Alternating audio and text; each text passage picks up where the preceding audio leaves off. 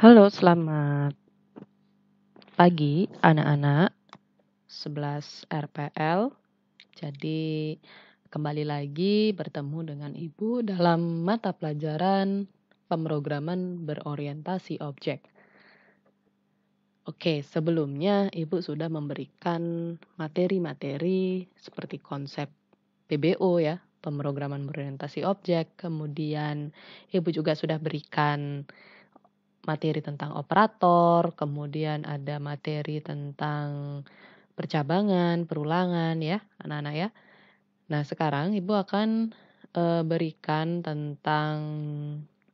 menjelaskan gitu dari materi yang sudah Ibu berikan dalam bentuk video gitu. Karena kan di sini ada prakteknya juga, jadi sekalian sama praktek juga gitu ya. Oke, pertama kita kan sudah belajar tentang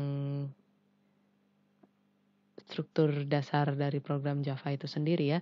Jadi biar kalian tahu kan kalau struktur dari Java itu, misalnya di sini, kalau kalian lihat di sini ya anak-anak ya, bagi yang masih bingung yang sudah menginstal NetBeans-nya, nah ini kalau kalian lihat di sini Java itu dia ada simbol seperti cangkir gitu ya, cangkir kopi. Nah, ininya belum Ibu hidupin sebentar. Oke, dia seperti cangkir kopi gitu ya anak-anak ya. Kalau kalian perhatikan, di sini itu dia seperti cangkir kopi. Nih, oke, kalau kalian lihat, di sini dia seperti cangkir kopi. Nah, ini namanya file project ya anak-anak ya. Satu file project itu bisa terdiri dari banyak package.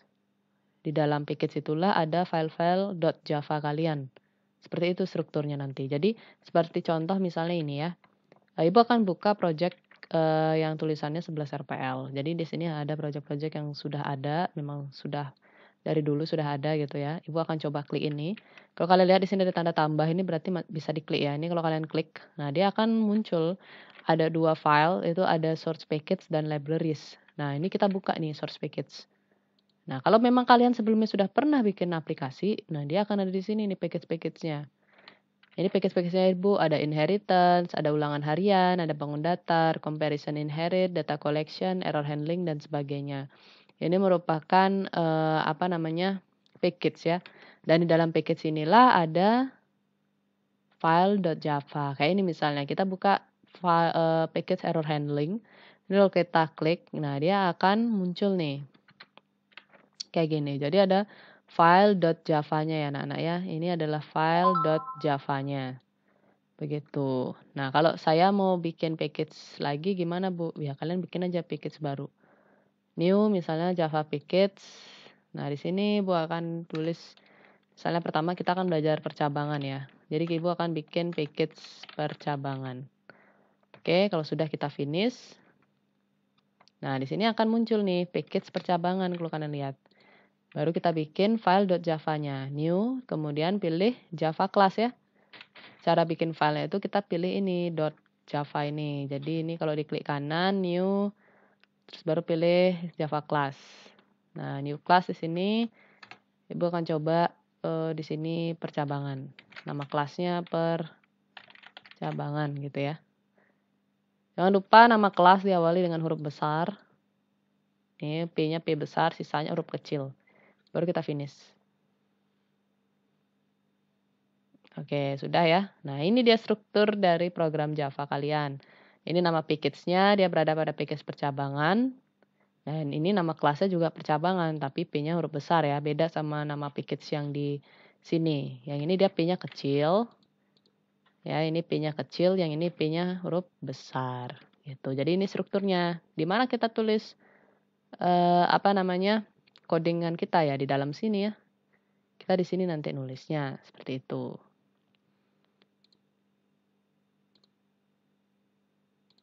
Nah, mungkin sebagian ada yang bertanya, tanda garis miring 2 itu buat apa, Bu? Nih, misalnya, ini kan strukturnya anak-anak ya, bagian ini adalah bagian package. Nah, kemudian di bagian sini nanti, itu kalian bisa tulis import ya. Jadi ketika kalian punya library, Nah, ini nanti kelas 2 atau kelas 3 ya. Mungkin nanti semester genap itu kalau nggak salah kalian sudah belajar cara-cara ngimport library gitu. Nah, nanti kalian nulisnya di sini nanti, import apa misalnya, nama library-nya nanti, import apa gitu. Kita manggil-manggilnya di sini nanti. Istilahnya mengimport itu kan mengambil dari luar dibawa ke dalam Java-nya, seperti itu ya kalau dibilang import itu. Terus tadi di dalam kelas inilah nanti kita akan buat ininya ya, kayak variabel, terus ada apa namanya, ada method main ya. Nah, contohnya misalnya kita harus metode yang harus ada pada Java programming itu adalah method main. Jadi tulisannya kayak gini, public gitu ya anak-anak ya. Public static void main gitu. Kemudian seperti ini, terus kurung buka string args. Ini kayaknya nggak ada tanda ininya ya, sorry. Baru kurung buka, kurung tutup. Kayak gitu dia. Nah, ini udah nggak ada error ya. Nah, nanti kalau ada error itu kayak tadi ya, dia warna merah gitu. Kayak ini misalnya, harusnya kan nggak ada tanda kurung siku. Nah, ini karena ibu tambahin tanda kurung siku, dia error nih. Ini dia errornya. Jadi dia langsung ada kayak di garis bawahi tulisannya ini, script kode yang ini. Habis itu di sini ada lampu dikasih warning ya. Ini bisa kalian klik. Ini bisa kalian klik. Make initializer static gitu dia bilang. Ini kalau kalian klik ya tetap aja error ya gitu. Jadi memang harus dihapus. Ini aslinya nggak ada gitu. Jadi hilang errornya. Nah, disinilah kita bisa manggil program gitu. Misalnya kayak sysout ya, langsung kita manggil. Di sini untuk menampilkan output kalian gunakan sysout namanya, system out ya, system out dot print line ya. Misalnya, halo gitu, saya baru belajar Java gitu misalnya. Nah, di sini ya kayak gini. Oke, misalnya kalian mau kasih keterangan gitu. Di sini kalau pakai komentar, nambahin komentar, dia harus menggunakan tanda begini ya. Tanda garis miring itu 2 kali atau slash-nya 2 kali gitu. Misalnya di sini program pertama kayak gitu misalnya. Nah, di sini secara otomatis ini nggak akan dieksekusi sama compiler Java-nya gitu. Ketika kalian jalankan dia nggak akan dieksekusi juga. Tapi kalau ibu hapus ini apa yang terjadi ya error ya. Langsung ada error tuh. Error dia. Ini error. Ya, ini kan komentar. Jadi kalau komentar harus dikasih slash 2 kali. Terus kita jalankan itu bisa 2 cara. Kalian bisa gunakan yang ini. Kalian bisa gunakan yang ini yang di atas ini ya. Ada warna hijau kayak tombol player ini diklik. Atau kalian klik kanan langsung bisa pilih run file. Oke, nah ini ditunggu dulu. Ini masih running ya, jadi harus sabar. Ini ada, kalau kalian lihat di sini ada loading gitu. Tergantung dari masing-masing RAM laptopnya. Kan kalian udah pernah belajar RAM ya di Maple sistem komputer. Nah, di sini muncul ya outputnya, halo saya baru belajar Java. Nah, ini artinya programnya tidak ada error dan bisa di-execute gitu. Oke, itu kira-kira strukturnya. Jadi kalian nanti nulis coding itu ketika kalian mau menjalankan kan harus menggunakan sebuah metode yang namanya metode main ini ya. Ini wajib ada ini. Public static void main string args ini harus kalian hafalkan ya. Ini bukan dihafalin, maksudnya kalian harus pahami gitu loh. Ini nama metodenya metode main ya. Ini namanya metode main gitu. Jadi nanti kalian nulis program ini dalam sini gitu ya. Oke, itu untuk struktur dasar dari Java. Terus kita ke penulisan variabel. Nah, penulisan variabel itu misalnya kalian mau nulis variabel nama gitu atau nilai gitu ya, integer nilai. Nah, ini tidak ada error ya. Tapi dia harus diinisialisasi, harus kasih nilai dulu dia. Misalnya integer nilainya 0 dulu gitu misalnya atau 9, jangan lupa titik koma. Atau kalian nggak mau isi nilai gitu, cuman gini aja boleh. Dia nggak akan ada error. Nah, kira-kira yang seperti apa yang akan error gitu. Misalnya ibu taruh integer terus pakai angka 1 depannya, Ibu tulis nilai gitu. Kira-kira error nggak? Iya, error ya. Nah, Ibu pakai angka di depan ini nggak boleh ya. Nah, akan muncul error seperti ini. Nah, itu Ibu sudah kasih PowerPoint-nya tentang variabel-variabel yang tidak diizinkan pada Java Programming. Itu ada beberapa ya. Kayak diawali dengan angka itu nggak boleh. Terus diawali dengan simbol-simbol itu boleh ya. Tapi kalau simbol kayak dan, tanda seru itu nggak boleh. Misalnya apa lagi nggak boleh? Ini kan angka ya. Misalnya integer 7 saya gitu misalnya, nggak boleh gitu. Pasti error dia. Terus kalau ini diizinin nggak? Misalnya Ibu pakai dan gini, baik gitu ya, atau bukan nama, nilai gitu. Ya error juga. Integer misalnya pakai tanda seru, oke gitu misalnya nggak boleh juga. Atau nilai gitu ya, sama juga nggak boleh. Berarti apa yang diawali dengan tanda seru, terus atau tanda tanya, terus ada dan, kayak gini simbol dan ini nggak diizinkan ya diawali atau variabel itu diawali dengan angka, simbol-simbol itu nggak boleh. Oke. Tapi kalau angkanya di belakang itu boleh ya. Kalau misalnya kayak ini nilai 1, 2, 3, nah itu nggak ada error ya. Saya, misalnya variabel saya 7 gitu, ya diizinkan. Ini kalau ditulis di belakang, kira-kira diizinkan nggak ya? Error nggak dia? Nah, masih error ya. Jadi ada simbol itu nggak boleh dia. Ini misalnya tanda tanya, error nggak? Ya, error. Berarti kalau angka masih diizinkan, asalkan dia ditaruh di belakang. Tapi kalau simbol-simbol itu udah sama sekali tidak boleh.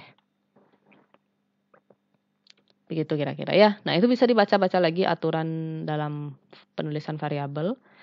Tipe data juga, tipe data ada integer, ada double ya, ada boolean, ada integer, terus ada double, nanti kalian bisa pakai double nilai gitu, terus ada boolean gitu ya.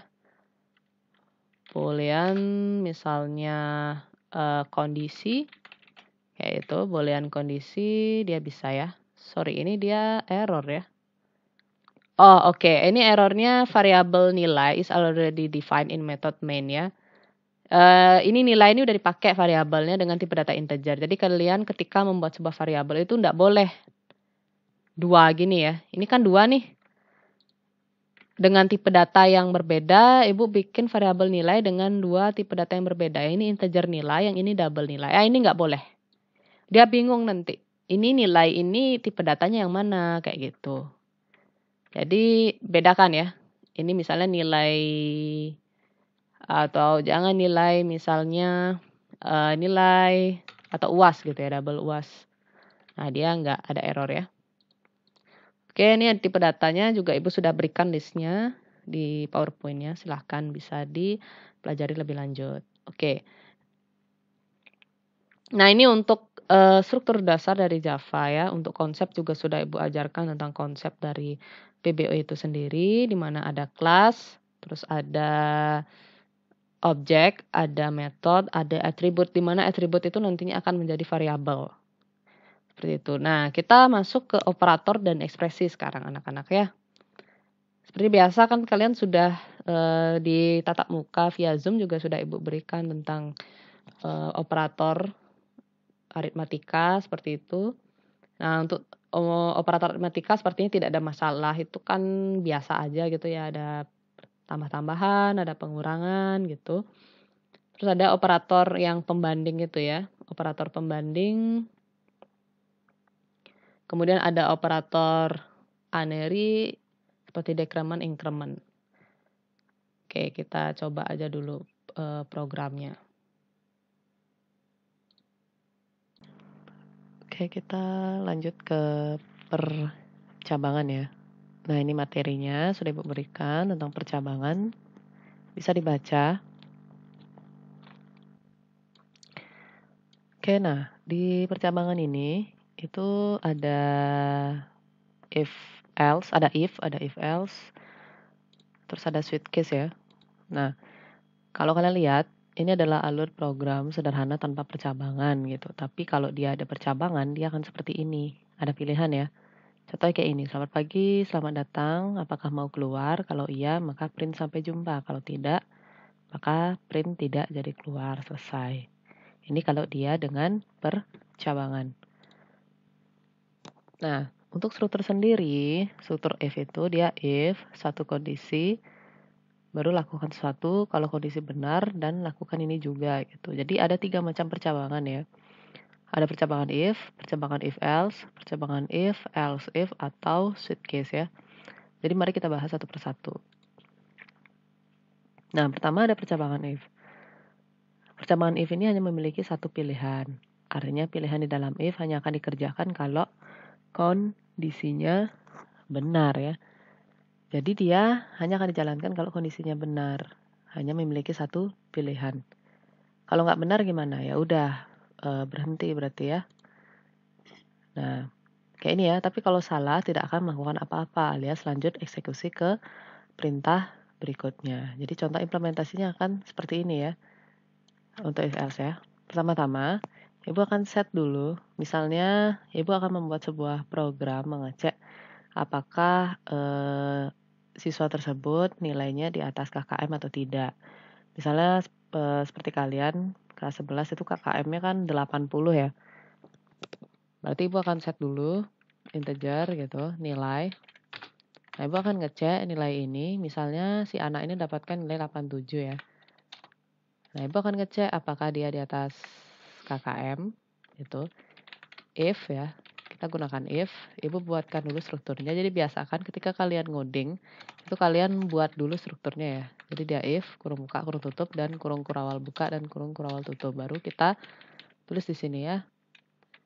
Jika nilai lebih dari 80, seperti itu kondisinya. Nah, jadi diingat ya strukturnya ya, Nana ya. Strukturnya adalah if suatu kondisi, baru ini yang dieksekusi ya. Bagian ini yang dieksekusi. Berarti if nilainya lebih dari 80, maka dia sysout dot print line nilai Anda gitu ya di atas KKM. Nah, jadi dia nilai Anda di atas KKM kalau nilainya lebih 80. Kalau enggak gimana ya udah diamin aja. Ini kan if aja ya. Ini berlaku hanya untuk if saja. Jadi Ibu akan bikin program untuk if saja gitu. Nah, ini kita run filenya. Kita run file. Nah,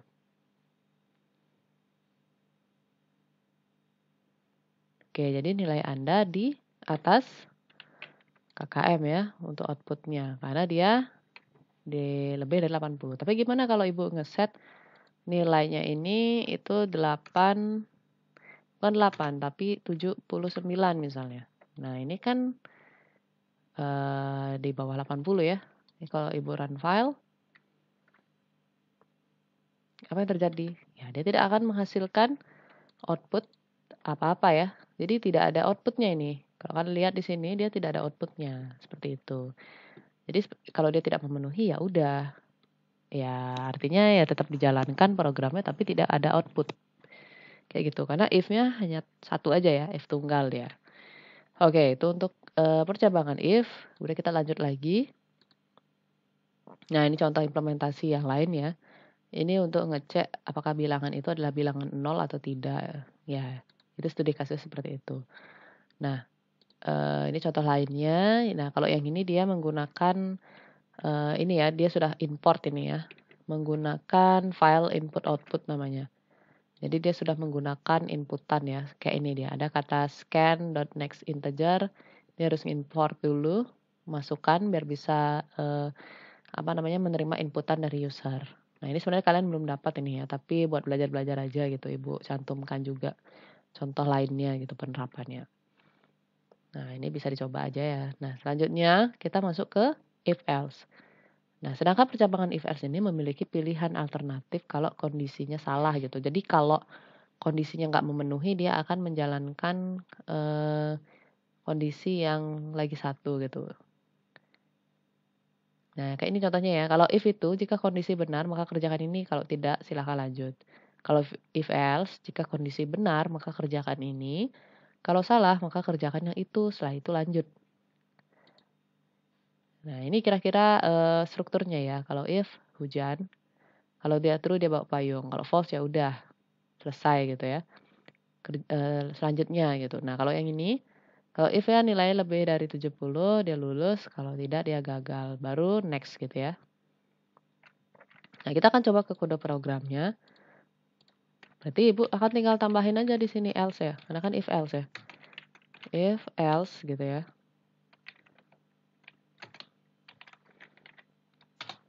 Pertama kan nilai Anda di atas KKM, jadi kalau seandainya dia tidak berada di atas atau lebih dari 80, maka nilai Anda harus remedi gitu ya. Anda harus remedi. Oke, jangan lupa titik komanya karena dia case sensitif. Nah, kira-kira seperti ini kodingannya anak-anak ya. Kalau Ibu run file, harusnya dia keluar, Anda harus remedi ya. Nah, benar ya. Karena nilainya ini kan 79 ya. Ini 79 dan dia berada di bawah 80, maka dia harus remedi. Nah, ini oh ya, sebentar catatan ya anak-anak ya. Di sini Ibu menggunakan operator ya. Kalau kalian lihat di sini operator pembanding. Nah, ini gunanya kalian harus mempelajari operator itu ya. Jadi ketika kalian ingin membandingkan sebuah nilai gitu, atau kalian ingin mencari range nilai tertentu, kalian bisa gunakan operator pembanding ini gitu. Contohnya, kalau kita ingin mencari tahu seorang siswa gitu, apakah siswa tersebut nilainya di atas KKM atau tidak, kita bisa gunakan operator pembanding ini. Jadi kita tinggal masukkan aja kondisi di if-nya itu, kalau nilainya lebih dari 80, maka dia di atas KKM. Tapi kalau dia kurang dari 80, berarti dia harus remedi seperti itu. Jadi dia if ini juga bisa digunakan untuk range ya, mencari range nilai tertentu begitu. Oke, itu untuk if else. Sudah cukup jelas ya contohnya ya. Kemudian lanjut lagi. Nah, ini sama juga dia ada inputan dari user. Oke, contoh selanjutnya percabangan if else if ya dan switch case gitu ya. Jika percabangan if else hanya memiliki 2 pilihan, maka percabangan if else if memiliki lebih dari 2 pilihan. Nah, if else if ini memiliki lebih dari 2 pilihan. Ini adalah strukturnya gitu. Jadi dia if dulu, terus di dalam kurungnya ini dia suatu kondisi, baru else is kondisi lain, else if lagi kondisi yang lain juga. Setelah itu baru else. Nah, ini else ini dikerjakan ketika semua kondisi di atas itu tidak memenuhi atau tidak ada yang benar. Contohnya apa nih? Misalnya ini ya. If nilai lebih dari 80, maka nilai Anda di atas KKM. Anda harus remedi. Nah, ini studi kasusnya harus Ibu rubah ya. Nah, misalnya kita pakai contoh ini misalnya, mencari nilai tertinggi gitu atau nilai terbesar. Misalnya di sini ada integer nilai atau Ibu gunakan variabel A ya. Di sini integer A itu nilainya 21 ya, Nak ya. Kita bisa nulis variabel itu bisa titik koma di bawahnya atau bisa kita langsung tulis koma aja gitu ya. Integer A 21, kemudian B itu sama dengan 50. Setelah itu C-nya sama dengan 54. Nah, di sini dia nggak ada error ya. Nggak ada error. Nah, ini berarti kita hapus aja. Kita mau pakai studi kasus mencari nilai terbesar. Nah, kalau kita lihat kayak gini kan bisa nebak kalau nilai terbesar itu adalah yang ada di C gitu. Tapi gimana kalau kita bikinkan programnya dengan percabangan? Nah, caranya gimana? Kita tulis if dulu seperti biasa strukturnya ya, Nak ya. If, kemudian else if gitu ya. Jadi biar nggak salah. Nah, kita bikin dulu dia apa strukturnya, else if. Oke, baru else ya, else. Nah, seperti ini kira-kira strukturnya. Setelah itu baru kita tulis di dalamnya ini. Nah, jika nilai A lebih dari 21, lebih dari jika nilai A, misalnya kita mau ngecek nilai A, kita bandingkan dengan nilai B. If nilai A itu lebih besar dari B, gitu ya. A lebih besar dari B, maka system out gitu. Print line, jika nilai A lebih besar dari B, maka nilai A adalah nilai terbesar. Kayak gitu. Nah, ini bisa kita tambahkan juga. Jika nilai A lebih besar dari nilai B, dan gitu ya, dan A lebih besar dari C, maka bisa disimpulkan bahwa nilai A adalah nilai terbesar. Namun else if ya, else if gitu. Jika nilai B lebih besar dari A, gitu. B lebih besar dari A, dan gitu ya. Dan B lebih besar dari C, itu maka di sini bisa kita tulis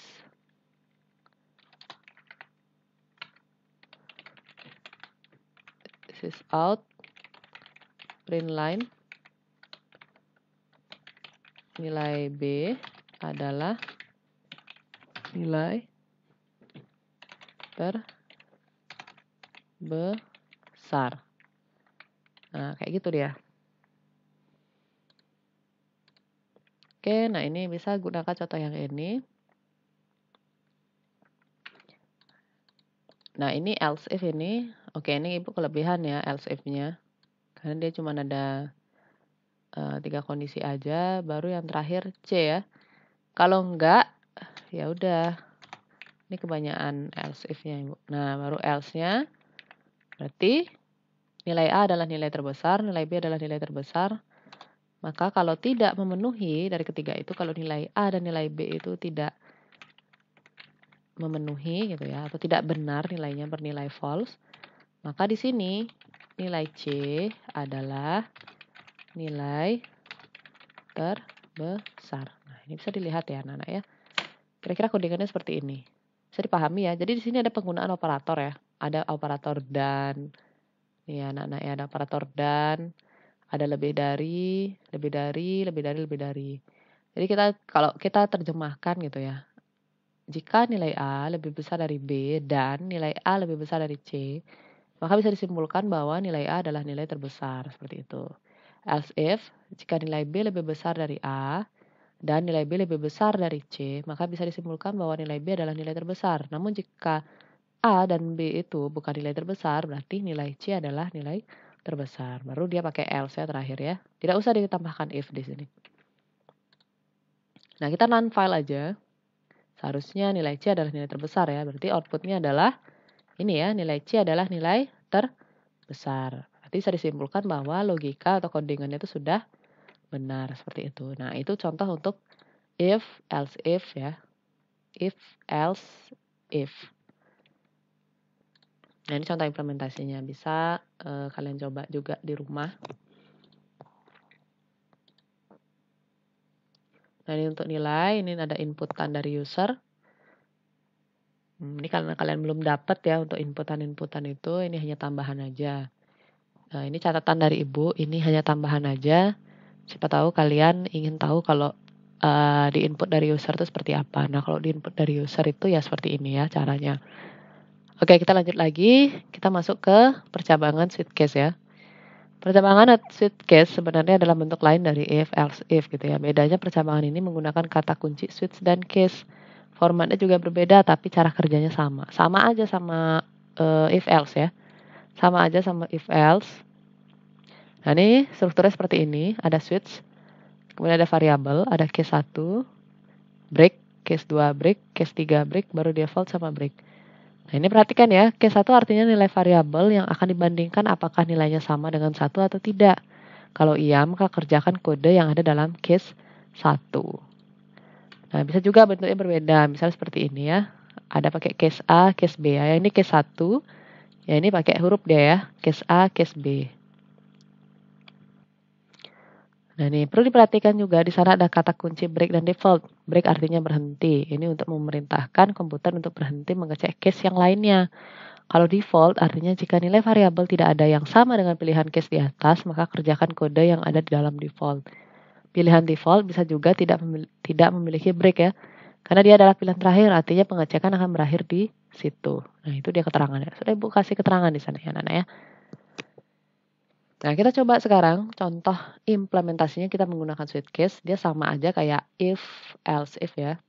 Hanya saja dia pilihan tunggal ya. Kalau if else itu bisa digunakan untuk mencari range nilai. Kayak gitu. Oke, kita akan coba menggunakan switch case. Nah, ini contohnya. Nah, kira-kira ini kalau kita jadikan switch case bisa nggak? Ini Ibu komenkan dulu ya. Ibu komenkan dulu. Kita gunakan mencari nilai terbesar ini, kita gunakan switch case. Nah, kira-kira bisa tidak? Nah, ini ya, strukturnya seperti ini. Jadi misalnya di sini integer nilai gitu ya.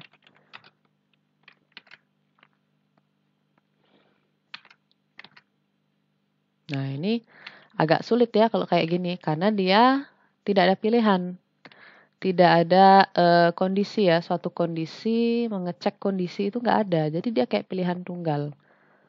Nah, ini nggak bisa berarti kalau ini kita jadikan dia switch case itu tidak bisa ya, Nak ya. Nah, coba aja dia kan di sini ada 3 variabel ya, ada nilai A, variabel B, variabel C. Sementara switch case itu dia satu-satu kayak gini. Kalau case A, baru dia bilang selamat Anda lulus. Berarti nilai A adalah nilai terbesar. Nah, ini kita gimana nulisnya di sini? Nggak bisa ya. Apakah Ibu akan tulis case A seperti itu? Baru Ibu tulis misalnya nilai A adalah nilai terbesar, ya nggak bisa karena kan tidak ada ngecek kondisi di sini anak ya. Nah, ini sulitnya ya. Jadi dia nggak ada ngecek kondisi di sini. Jadi dia hanya mengecek nilai yang kondisinya itu tunggal atau sudah pasti gitu. Itu yang membedakan dia dengan if, else, if ya. Kelihatannya aja sama, itu sebenarnya enggak ya. Kalau kita menggunakan else if itu, kita bisa mengecek kondisinya dulu gitu dengan kata if ini. Jadi kita bisa mengukur gitu loh range nilainya itu seberapa. Nah, tapi kalau di switch case dia nilainya tunggal gitu. Nggak bisa berarti ya. Nah, ini misalnya Ibu pakai contoh integer nilai 80 gitu ya. Baru kita pakai switch ya. Kita switch apanya yang di switch gitu. Kita switch nilai. Kita switch nilainya, baru Ibu tulis di sini. Nah, kita tulis di sini itu case 1, pakai case 1 aja.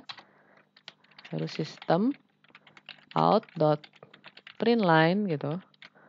Println case 1 dia selamat Anda lulus. Kayak gitu ya. Baru di break. Kemudian habis ya case 1 kita masuk ke case 2.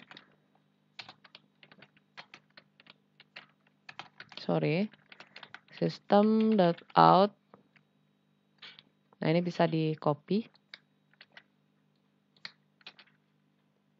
Selamat Anda lulus, tapi nilainya pas-pasan gitu ya.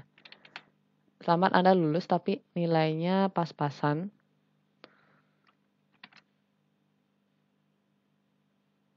Oke, ini pakai huruf ya. Integer nilai ini A gitu. Jadi dia kalau dapat nilai A, case A, yang ini case B. Nah, ini selamat Anda lulus tapi nilainya pas-pasan gitu misalnya ya. Yang terakhir baru case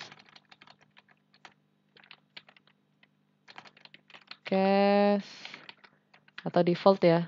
Kalau kita set defaultnya, kalau dia tidak memenuhi tiga-tiganya itu baru dia pakai default ya. Default. Ini bisa di copy aja nak ya, biar cepat. Maaf, Anda harus mengulang gitu misalnya. Maaf, Anda harus mengulang. Oke, kira-kira seperti itu. Nih kalau kita jalankan, tentunya dia harus selamat Anda lulus ya hasilnya ya. Karena kan dia masuk ke case A. Nah, jadi selamat Anda lulus.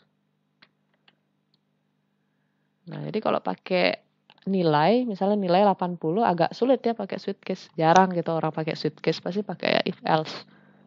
Karena kalau sweet case itu dia biasanya ya pakai huruf begini atau angka. Angka pun dia paling dari angka 1, 2, 3 ya. Nah, misalnya kita milih ini, contoh lain lagi misalnya. Apa ya? Nah, ini misalnya kayak nilai.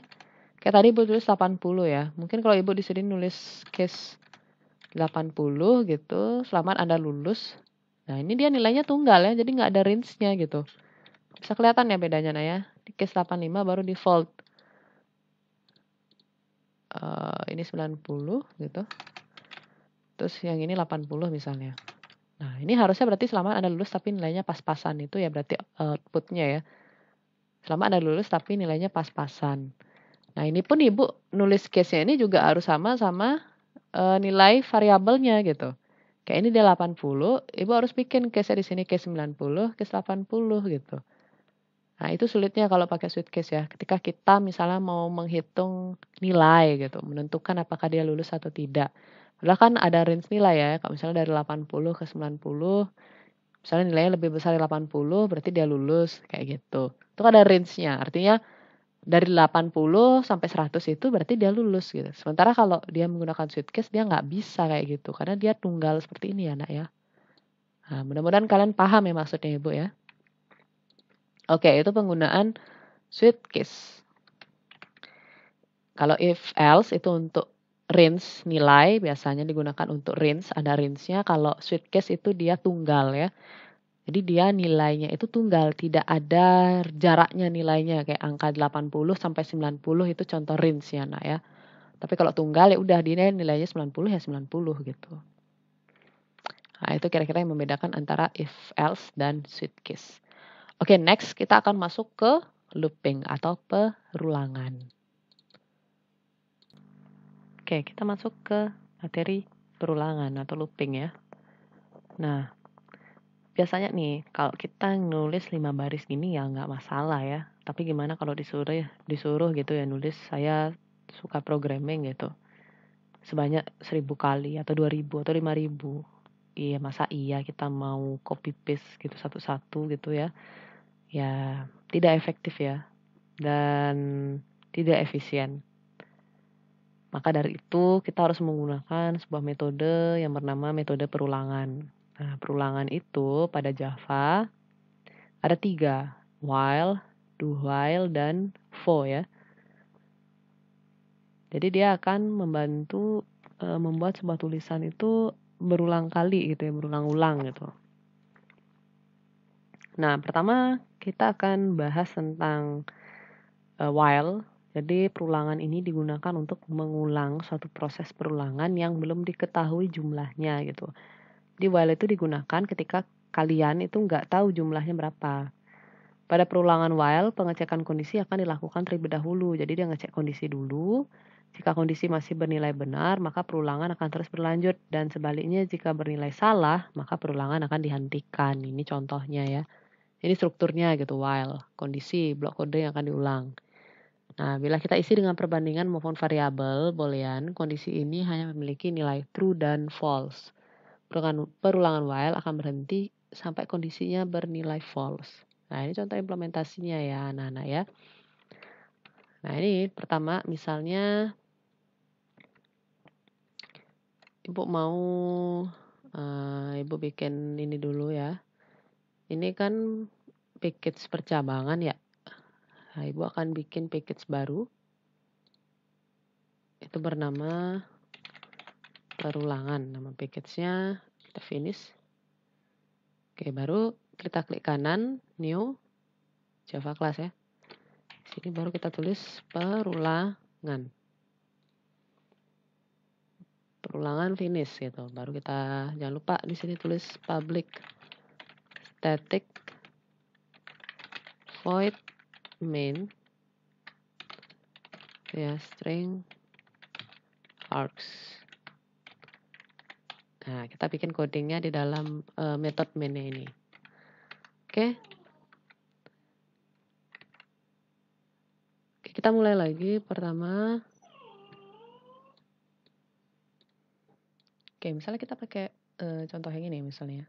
Pertama, Ibu inisialisasi dulu, Ibu kasih integer gitu.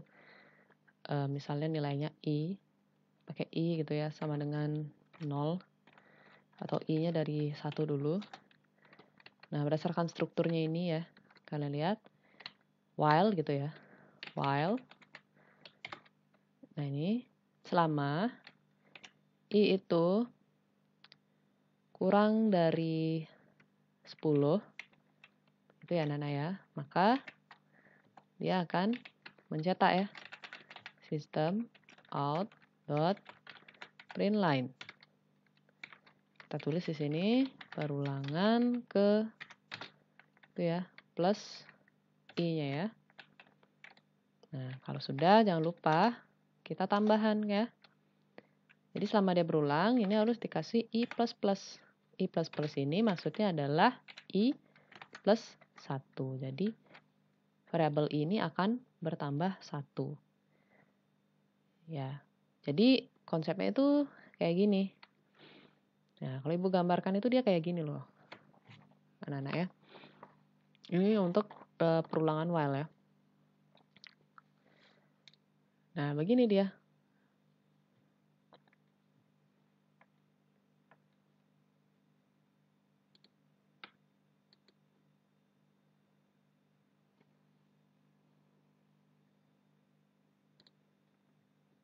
Nah, kayak gini misalnya ya, anak-anak ya. Misalnya di sini ya, kayak tadi kan nilai i itu kan sama dengan 1 ya. Nah, jadi dia ngecek ya, while gitu kan. While selama gitu, i-nya itu kurang dari 6, bukan 6 ya, tadi berapa aja itu? 10. 10, selama i itu kurang dari 10, maka dia akan terus berulang gitu. Berarti dia mencetak ya. Nah, selama dia mencetak ini, i ini akan bertambah 1. Oke, posisi awal i-nya adalah sama dengan 1 dulu. Nah, ini misalnya i kondisi awal i sama dengan 1. Nah, Ibu kasih ini ya, while i kurang dari 10 ya. Nah, dia akan cetak dulu ya, perulangan ke 1 berarti ya. Berarti di sini outputnya adalah perulangan ke 1 gitu. Nah, ini kan akan ada i plus plus ya tadi ya. Nah, seperti yang kalian tahu, i plus plus ini sama dengan i plus 1. Sehingga nilai i sekarang adalah 2. Tadi i awalnya berapa? 1 ya. Maka kalau ditambah 1, i-nya jadi 2. Baru lanjut dia. Perhitungan i sama dengan 2. Dia ngecek dulu nih, while ya, ngecek dulu apakah 2, kan karena i-nya sama dengan 2, apakah sekarang 2 itu kurang dari 10? Kalau iya, maka cetak ya, perulangan ke 2. Nambah lagi nih, i plus plus. Sehingga sekarang nilai i-nya adalah sama dengan 2 ditambah 1 berarti ya. 2 ditambah 1 sama dengan 3. Berarti mulai lagi nih, i sama dengan 3 dan seterusnya sampai dia i-nya itu lebih dari 10.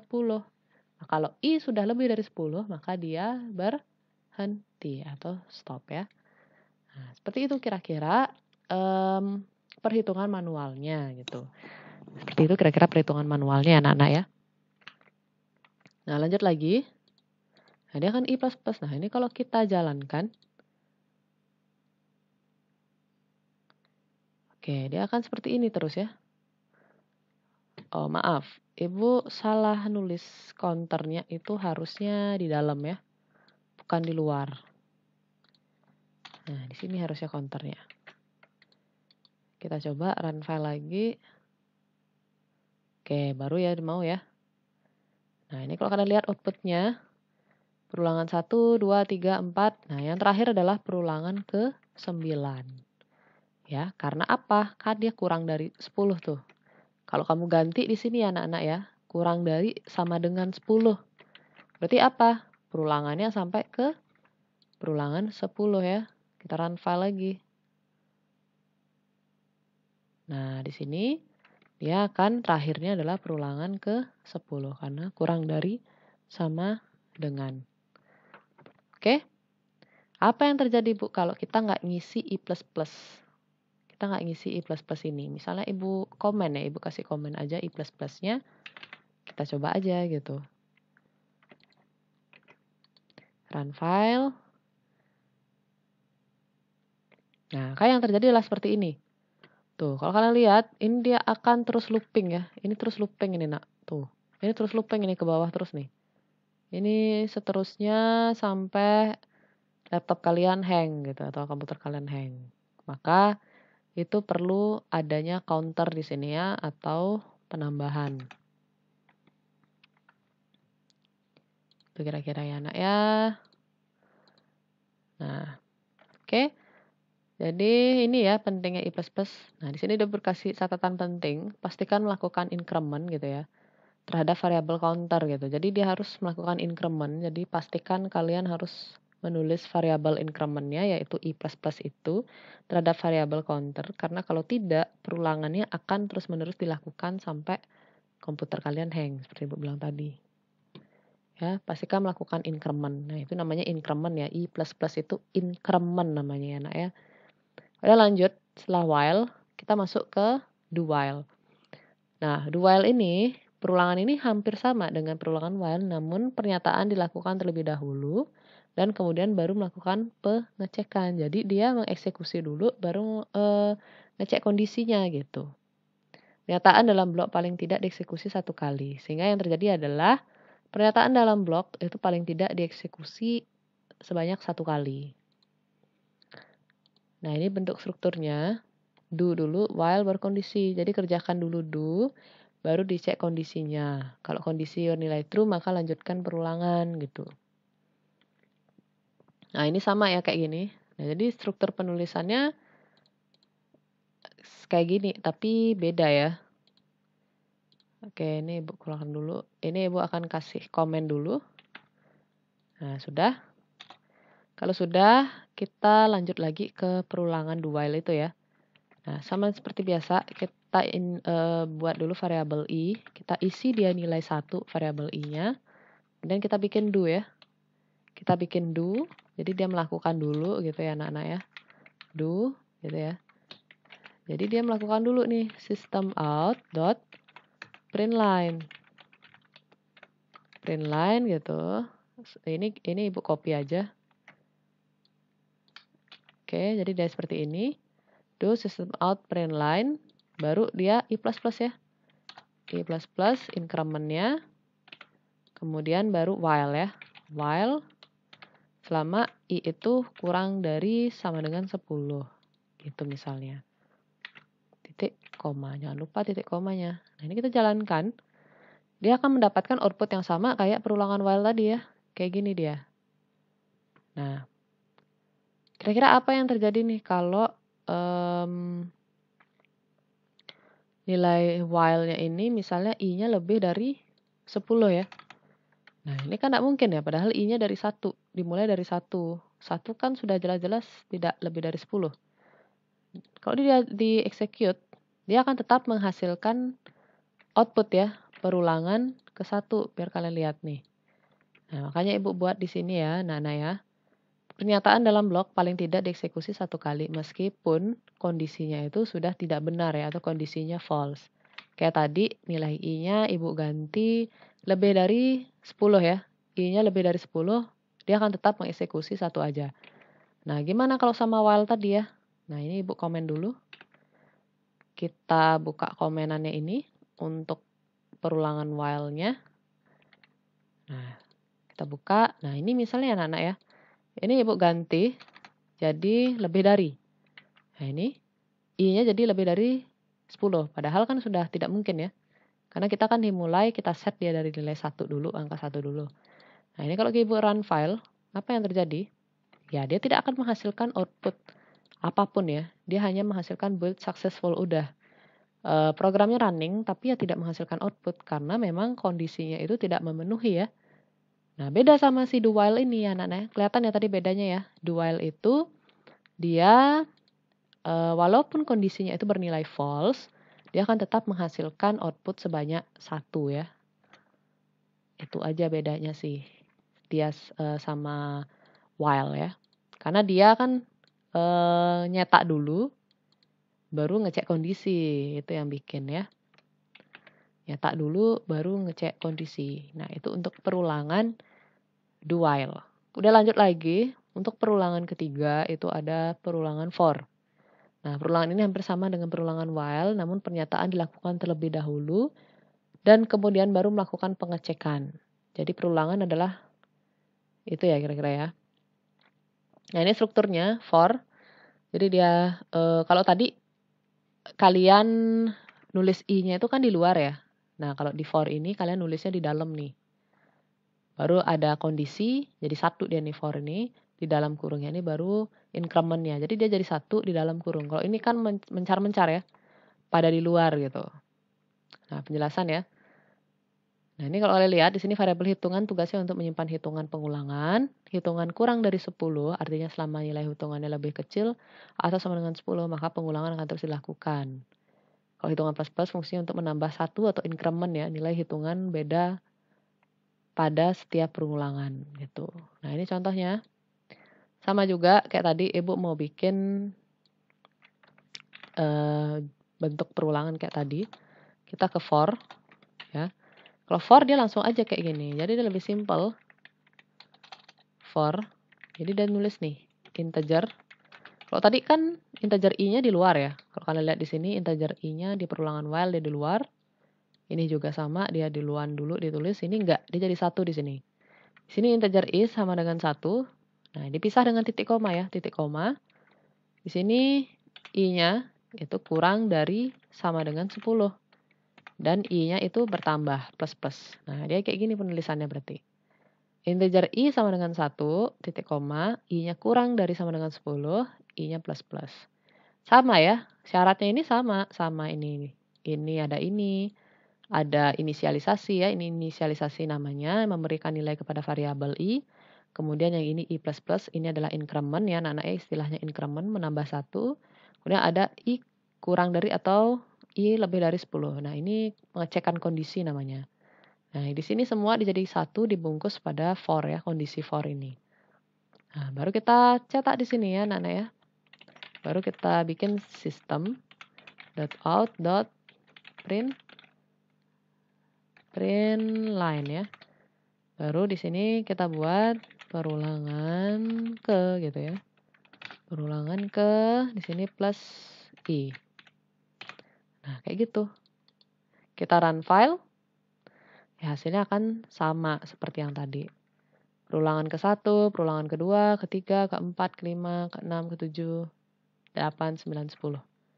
Jadi dia kayak gini. Hasilnya sama ya, sama yang lain ya tadi ya. Outputnya sama seperti perulangan while, do while untuk yang for. Gitu. Nah, kapan digunakan? Ya, digunakan sesuai kebutuhan kalian. Intinya kalau kalian menggunakan while, itu biasanya digunakan ketika kalian tidak mengetahui jumlah pastinya ya gitu, jumlah pasti suatu kondisi. Seperti tadi disampaikan di sini sudah Ibu beri catatan kapan menggunakan while. Nah, kalau while ini digunakan yang belum diketahui jumlahnya. Nah, kalau for itu biasanya kalian gunakan ketika kalian sudah mengetahui jumlah pastinya gitu ya. Oke, itu untuk perulangan. Jadi sudah Ibu jelaskan masing-masing. Kalian bisa coba-coba lagi. Ini bisa kalian rubah-rubah ya anak ya. Kalian bisa modif-modif ini. Misalnya kalian mau nampilin bilangan ganjil ya. Kalau ini kan tadi bilangannya ya 1, 2, 3 gitu. Berarti kalau dia bilangan ganjil, Ini bukan plus-plus ya, tapi plus 2. Ini bisa ya, increment ini bisa diganti ya. Bukan plus 2. Ini berarti jadinya plus sama dengan ya. Plus sama dengan 2. Jangan lupa operator pengisian nilai. Nah, ini operator pengisian nilai kan ada sama dengan, ada plus sama dengan nih, jangan lupa ya anak-anak. Operator pemberi nilai gitu ya, pemberi nilai. Itu ada plus sama dengan gitu ya. Terus ada kurang sama dengan, ada bagi sama dengan, ada kali sama dengan, ada sama dengan ini ya. Nah, ini sepertinya sudah Ibu berikan juga materinya tentang operator. Nah, jadi dia kalau plus sama dengan, kita run file, dia akan tentunya nambah 2, nambah 2, nambah 2 ya. Jadi dia akan menampilkan bilangan ganjil seperti ini. 1, 3, 5, 7, 9. Oke, itu untuk perulangan ya anak-anak ya. Nah, next Ibu akan berikan tugas terkait materi tentang operator, kemudian ada percabangan, ada perulangan. Untuk operator ya Ibu akan kombinasikanlah dengan perulangan dan percabangan gitu. Jadi biar kelihatan implementasi dari si operator ini atau materi operator ini. Oke, jadi sekian materi dari Ibu tentang operator, percabangan dan perulangan. Semoga bisa kalian pahami. Silahkan dicoba-coba. Untuk ngoding memang harus dicoba-coba di rumah ya. Jadi tidak cukup hanya dengan menonton saja, tapi harus dipraktekkan juga. Oke, jadi sekian dari Ibu. Selamat belajar. Terima kasih.